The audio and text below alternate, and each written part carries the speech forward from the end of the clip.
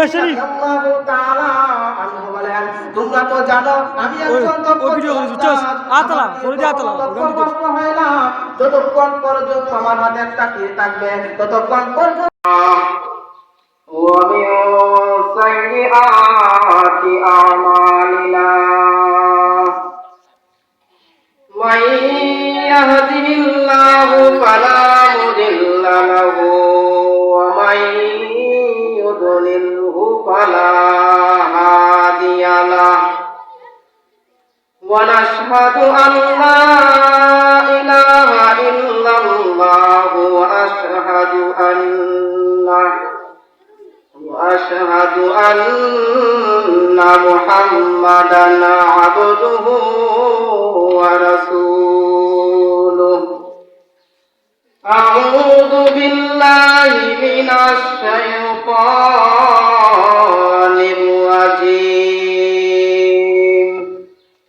بسم الله الرحمن الرحيم ومن الناس من يشري نفسه ابتغاء مرضات الله والله رؤوف بالعباد আলহামদুলিল্লাহ। আল্লাহ রাব্বুল আলামিনের কাছে অসংখ্য শুকরিয়া আদায় করি যে আল্লাহ রাব্বুল আলামিন আমাদেরকে এই মাহফিলের মধ্যে আসার এবং বসার তৌফিক দান করেছেন। এজন্যই সবাই সবার অন্তঃস্থল থেকে দিল থেকে একবার শুকরিয়া আদায় করি, সবাই বলি আলহামদুলিল্লাহ। আমি যে আয়াতটি তেলাওয়াত করেছি এই আয়াতের মধ্যে আল্লাহ রাব্বুল আলামিন বলেন, ومن الناس من يشري نفسه ابتغاء مرضات الله। কত লোক এমন রয়েছে যারা আল্লাহ রাব্বুল আলামিনের সন্তুষ্টির জন্য তাদের জীবন পর্যন্ত উৎসর্গ করে দেন। আজকে আমাদের সমাজের মধ্যে লক্ষ্য করে দেখুন, আজকে মানুষ কত জায়গার মধ্যে টাকা পয়সা খরচ করে, বিভিন্ন জায়গার মধ্যে টাকা পয়সা খরচ করে, কেউ গান বাজনার মধ্যে টাকা পয়সা খরচ করে, কেউ স্কুলের মধ্যে টাকা পয়সা খরচ করে, কেউ মার্কেটের মধ্যে টাকা পয়সা খরচ করে, কিন্তু মাদ্রাসা মসজিদের মধ্যে টাকা পয়সা খরচ করতে চায় না।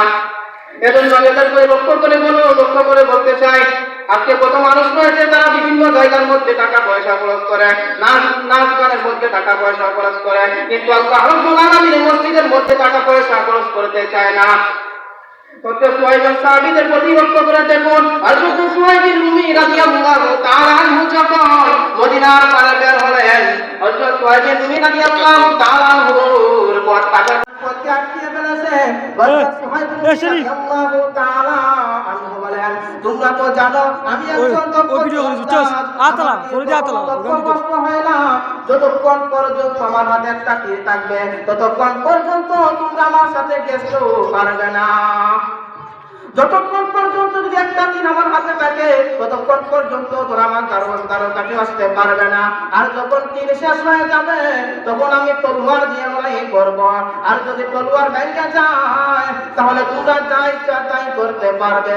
এজন্যই তোমাদেরকে আমি মনে উত্তম প্রস্তাব দিয়ে যাচ্ছি, মক্কার মধ্যে আমার যত সম্পত্তি রয়েছে, সহায় সম্পত্তি যত সম্পত্তি রয়েছে সব সম্পত্তি তোমরা নিয়ে নাও এবং আমার পথ ছেড়ে দাও।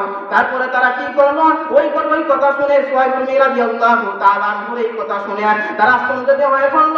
তারা বলে, ঠিক আছে, আমরা তোমার সব সম্পত্তি নিয়ে নেব এবং তার বিনিময়ে পথ ছেড়ে দেব। তারপর তারা ওই কথা রাজি হয়ে সুহাইব রাদিয়াল্লাহু তাআলা আনহুকে পথ তার মদিনা যাওয়ার পথ ছেড়ে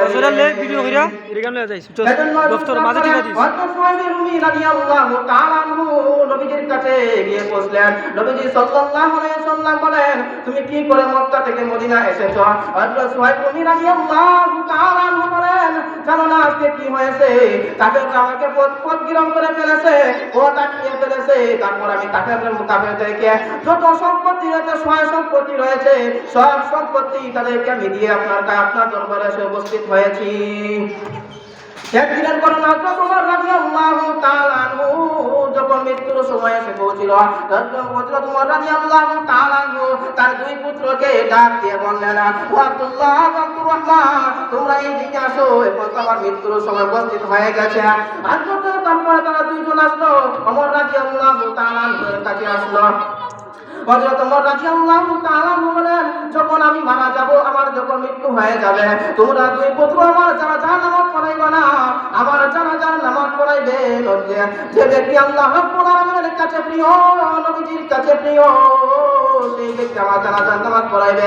তারা দুই পুত্র বলল, কে সেই ব্যক্তি?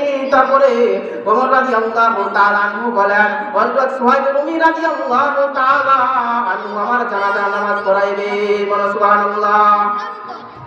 এই কথা শোনার পর হযরত সুহাইব রুমি রাদিয়াল্লাহু তাআলা আনহু তার জানাজার নামাজ পড়ান। এজন্য আমাদেরকে তাদের মতো হতে হবে, তাদের মতো সুহাইব রুমি রাদিয়াল্লাহু তাআলা আনহুর মতো হতে হবে। তারা তাদের জীবন পর্যন্ত আল্লাহ রাব্বুল আলামিন তার জন্য টাকা পয়সা জাতীয় সম্পদ, তাদের সব সম্পদ আল্লাহ রাব্বুল আলামিনের জন্য উৎসর্গ করা যায়। এজন্য আমাদেরকে তাদের মধ্যে হতে হবে। ওয়া আলহামদুলিল্লাহি রাব্বিল আলামিন।